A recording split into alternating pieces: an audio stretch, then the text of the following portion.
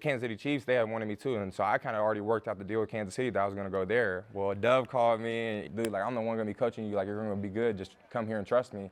Right when he said that, I hung up the phone. Andy Reid literally called 5 minutes later. I said, Coach, I already told Dallas I'm going there. I'm not coming.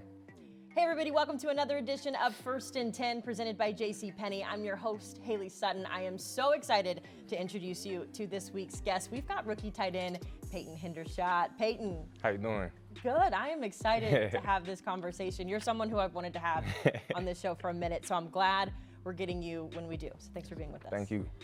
Right off the top, we were talking about it on our way over here. You are somebody who's just a hidden gem for this organization. You are so humble, and you have been such an impact player for this organization already. How's your experience been so far? You know, it's been nothing but a blessing. Where I came from, it's a small little town, so, you know, just to be here and playing for the Dallas Cowboys, have that star on my helmet, means the world to me. You have 2 touchdowns this season. We talked earlier, you technically have 3, but Jake Ferguson, right? You'll have to go look at my old story to get that one. But a rushing touchdown and a receiving touchdown, it's pretty rare for this franchise. I think you're the 4th player to do that. First question, how does that feel? Second question, which one did you like better? It felt great, but I'd have to say the Thanksgiving one because it had all 4 of us in there, and it just, you know, it's awesome celebrating with all your guys because it was an easy walk-in touchdown. I didn't really do nothing particular to get us down to there, so it was kind of, you know what I'm saying, that's a team touchdown, so it's cool to celebrate with everybody in there on Thanksgiving. And that is the thing that everybody has been talking about, that whack-a-mole celebration. And he's going to jump in the Salvation Army kettle. So's everyone. I'm sure you've been asked about it 100 times. Yep. But take us back, because Dak told us after the game that you guys went to Dak to get the permission from your commander. So walk me through the process of planning that out and then doing it. Well, we had heard how Zeke had got fined, and he also got a penalty. So, you know, you're like, if it's a close game, we didn't want to get in trouble or nothing for getting a penalty or something. So we went up to Zach, and he said, first off, with the fines and the money, you know, me being undrafted and all this, I was like, I didn't want to. He's like, I'll help out with the money, and also, but just be up 2 touchdowns in case you guys get a penalty, so it'll be good. So it worked out perfectly. We were up touchdown when I got it, and so I scored, put us up 2 touchdowns, and the rest was history.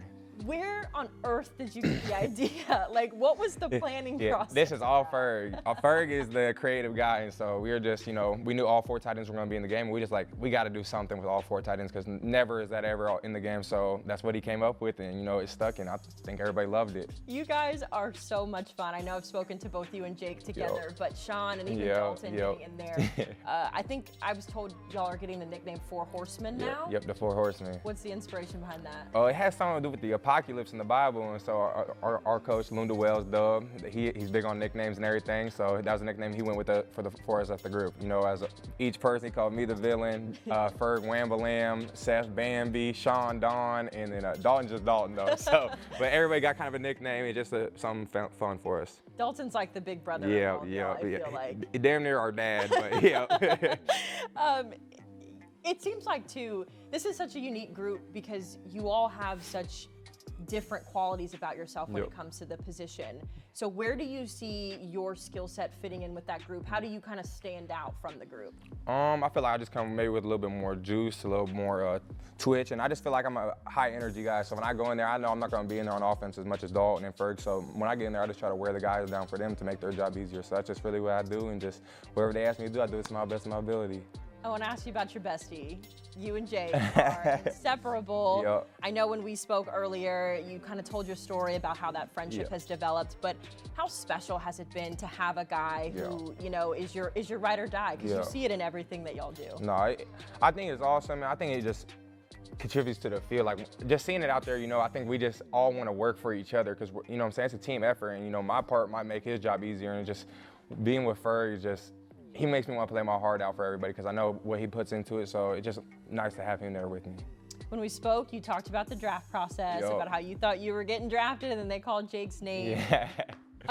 Just with that whole scenario, how it played out, when you didn't hear your name called, what was that initial period like for you?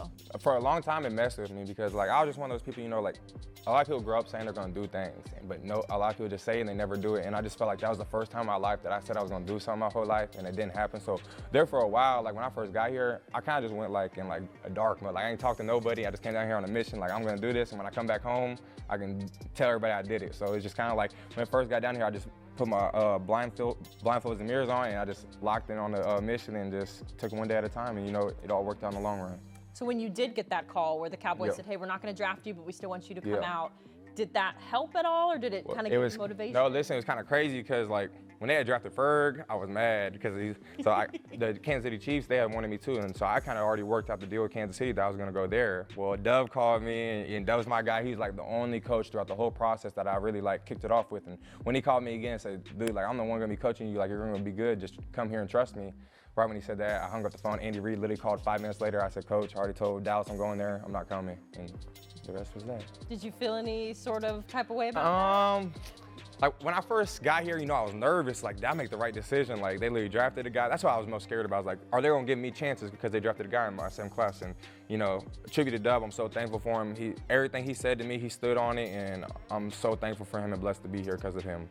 So would you say that being undrafted, coming here and making the impact that you have, does that motivate you at all? Obviously, and I feel like it worked out a blessing in disguise because if I would have got drafted, there's no way Ferg was coming here. So if it had to be that way, I'm cool with it, and it all worked out.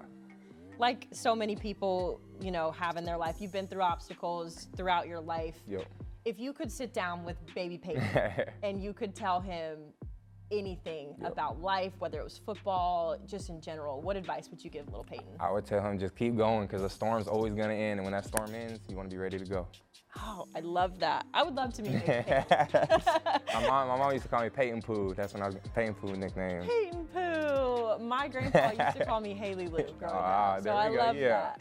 My last question of this part that I have for you, I've been asking all of the guys, and I've loved their response. So here's my last question for you.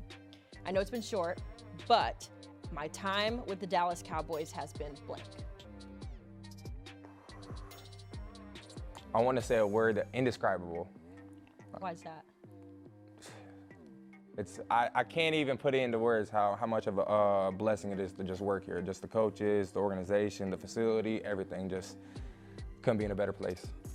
I love that. I say that all the time too because I'm pretty new here too, so retweet. All right, so here is the fun part. We call this the final drive. We're gonna put a minute on the clock. I've got a few questions here. We're gonna try to get through as many of them as possible. Answer as quickly as you can. All right? Yes, ma'am. So we're gonna put a minute on the clock. And here we go. 3, 2, 1. Number 1, who do you text the most? My mom. What was your favorite subject in school? It can be gym. Art. Okay. Who's your favorite person on the team that's not a fellow tight end? Drummond. Dante Drummond. Favorite movie genre? Comedy. Your favorite nickname? Peyton Poo. Peyton Poo. Love that. Your favorite tattoo? One for my mom. Oh, I love it. Night in or going out? Night in. What's your go-to karaoke song? I did Sure Thing for fall camp. Your biggest fear? Snakes. Your biggest pet peeve? Chewing your mouth open. Okay, Christmas or Thanksgiving? Christmas. Phone call or FaceTime? FaceTime. The last song you listened to? Spend It by Babyface Ray. The last movie you watched? I'm not a big, I don't even remember. That one's hard. That one's hard. I'm gonna give you a bonus one. Your favorite childhood television show? Ooh. I ain't watching SpongeBob SquarePants. Okay, all right. Yeah, that's a bonus one, so we won't factor the time into that one. Yeah, this was good. The only other question I wanted to ask you on here, how many cologne sprays is too many?